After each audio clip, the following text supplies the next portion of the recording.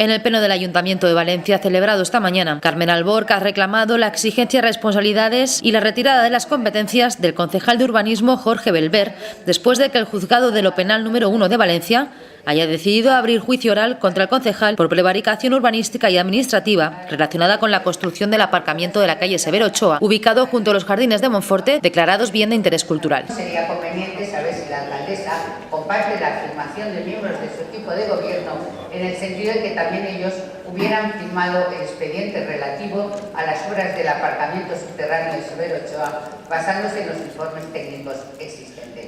Por tanto, quiero preguntarle a la señora alcaldesa si ha considerado, tal y como recoge el Código de Buen Gobierno vigente en este ayuntamiento, respecto de los cargos públicos, exigir al concejal señor Belver que asuma la responsabilidad de las decisiones y actuaciones propias sin perjuicio de otras responsabilidades que fueran exigibles legalmente y, en consecuencia, revocar la delegación de las competencias de urbanismo al señor Belver, asumiendo, como también señala el Código de Buen Gobierno, las responsabilidades derivadas.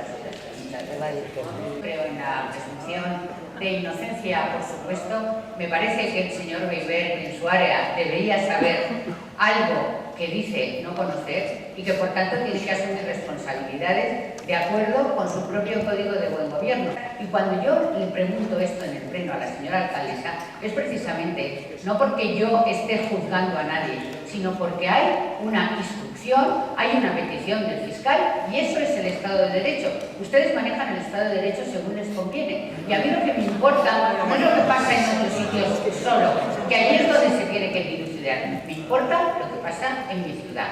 La alcaldesa de Valencia, Rita Barberá, ha salido en defensa de su concejal, asegurando que ella hubiera firmado con los ojos cerrados. Desde luego, esta alcaldesa, detrás de la firma del secretario general, hubiera firmado con los ojos cerrados.